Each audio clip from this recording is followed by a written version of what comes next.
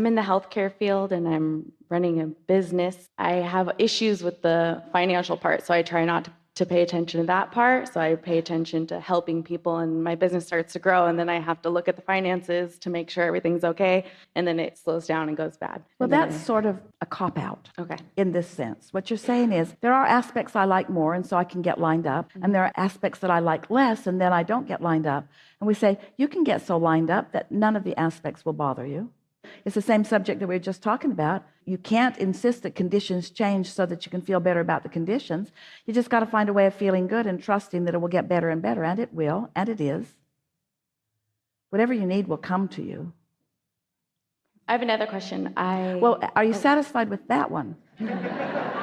In other words, those were just words, but we want to feel some movement within you about it. Here's the best way to put this, and it falls so perfectly on the heels of what we were just talking about. Does everything about your business have to be perfect in order for you to know that you made the right choice? No.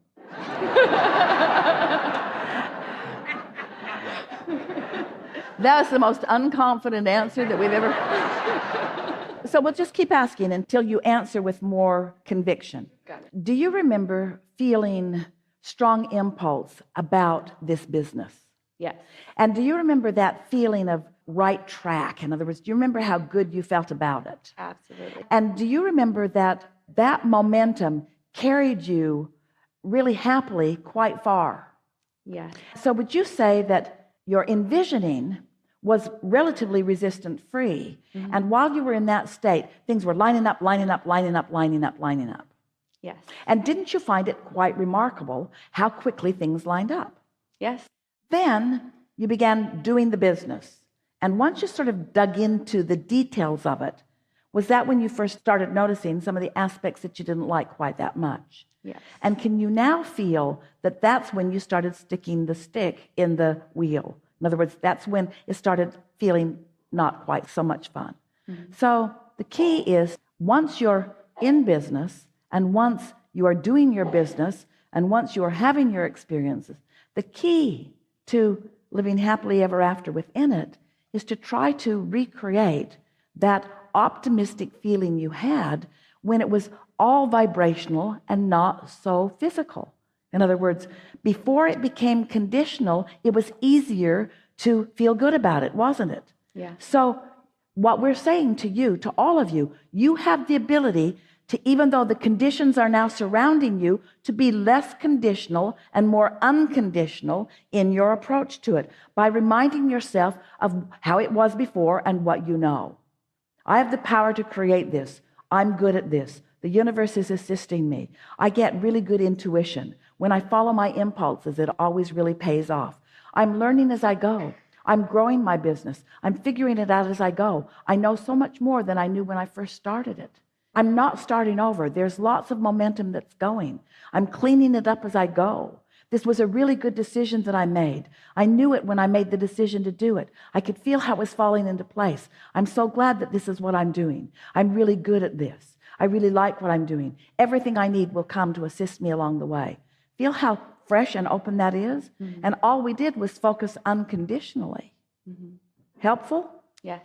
Now, give us an example of some condition that takes you to a sort of screeching halt in the other direction. What is it that you were talking about that you wanted to sort of work the bugs out of? Well, just going to look at the finances and paying overhead and all that. Give us an example. Is the building that you're in expensive? Yes. Is it fantastic? Yes, it is. Now, did you feel the difference in her? Is it fantastic? Yes. Is it expensive? Yes. So which of those thoughts serves you the best? One of them is more conditional than the other. So do you believe that you have a problem? No. Do you believe that there is any problem that you can't work out? No. Do you think you made a big mistake? No. Are you glad that you're where you are? Yes. Do you believe that it's getting better? In other words, can you feel what we're getting at? Yeah. We just want you to find a way to soothe yourself, because in the soothing will come everything else that's necessary. In the facing reality, you're holding it off and you're not letting the help in. Okay. It's just that simple. Okay. So now what? Now I just have to get in alignment. Well, you mostly got in alignment just now. So Okay. Is there any reason not to be in alignment? No. Is alignment conditional or unconditional? Unconditional. It is, isn't it? So if a condition takes you out of alignment, what's the logical thing to do?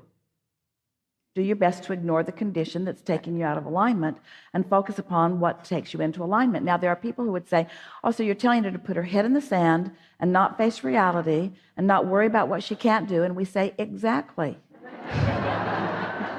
We're teaching you to tap into the resources of Source. And the way you tap into the resources of Source is through optimism, not pessimism, by trusting, not doubting, by patting yourself on the back, not criticizing yourself, by reaching for the feelings. So do you believe that you have the ability to feel outside of conditions? That's the question that we want to ask all of you. Can you feel outside of conditions, or do conditions control your feelings? Because if conditions control your feelings, you're in deep doo-doo. If conditions control your feelings, then you've got to control conditions which you can't in order to improve your feelings. Is that the way you want to go? Doesn't work. Say no. No, no, no. That isn't what you want. So can you feel outside of conditions? Do you have the ability to feel unconditionally? Yes. So give us a sort of unconditional rampage here. You can do it. I love my business. I love helping people. I love my business. I chose so well. I'm good at what I do. I love my business because I help people. I love my business because I help people. I love my business because I feel good when I'm there, I love my business because it causes me to focus and get in alignment with source energy, because I can't help people unless I do. So at the same time that I'm using the resources to help them, I'm using the same resources to help myself. It's a win-win situation for everybody around. I love my business because it works for them. I love my business because it works for me. I love my business because it adds to the economy. I love my business because it helps people. I love my business because I'm good at it. I love my business because it's in the beginning stages. I love my business because I like watching it expand. I love my business. What else? What else? What else? Because I feel good. But what else? What else? Other than loving your business, what else? What else? I love my building. I love my beautiful building because it's beautiful, because it's useful. Now, these are a little bit conditional. Can you give us some unconditional reasons that you love your building? It feels good to be in it. It feels like prosperity. It gives confidence to those who come in.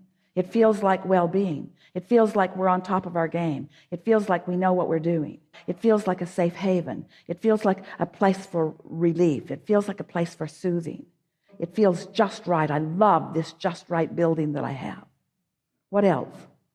I love my landlord. I love my landlord who's created this magnificent building. Mm-hmm. Now, are we stretching it too far? I was like, no. Are we getting too conditional? Or can you even make your landlord unconditional? I love the dream that someone had. I love the idea that someone had. I love knowing that someone had resources to create such a beautiful place. I love the rendezvous that we made together. I love the inspiration that the universe was using in order to guide me into this. I can feel the just rightness of all of this. I can feel the just rightness of all of this. The unconditional just rightness of this. Right place, right timeness. You see what we're getting at? Mm-hmm. You're just restoring yourself to the confidence that is natural to you. Mm-hmm. And then from that, all kinds of things begin to happen, because that's the seed of attracting more of what you're wanting. More clients, higher payer clients, faster paying clients, more revenue moving, more energy moving, more ideas flowing to you, more ideas for being able to repeat the revenue. All kinds of things begin occurring to you when you get in that unconditional, that safe, not needing one thing to be different in order to feel powerful. Don't you feel powerful? Don't you feel sure of your decision? Yes. Aren't you glad that you're doing it? Yes. Aren't you eager for what's coming next? I am. Aren't you in love with life? Aren't you in love with your work? Aren't you in love with your clients? Aren't you in love with your landlord? Aren't you in love with your building? Don't you love economics? Don't you love how economics follows energy? Don't you love how money follows energy? Don't you love being able to point energy in any direction? Don't you love being able to identify? Don't you like the resourcefulness of the universe? Don't you like turning thoughts to money? Yes. That's what we're just doing there. That's how it works. That's how the things you need come. But you got to do this work, which makes them come. You can't look where they're not and say, come because I need you. Right. Come because I am you. Come because I match you. Come because this is who I am. Come because we are a vibrational match. Come because this is logical. Come because I'm steady here. Come because this is who I am. Come because success is who I am. Really good. Thank you.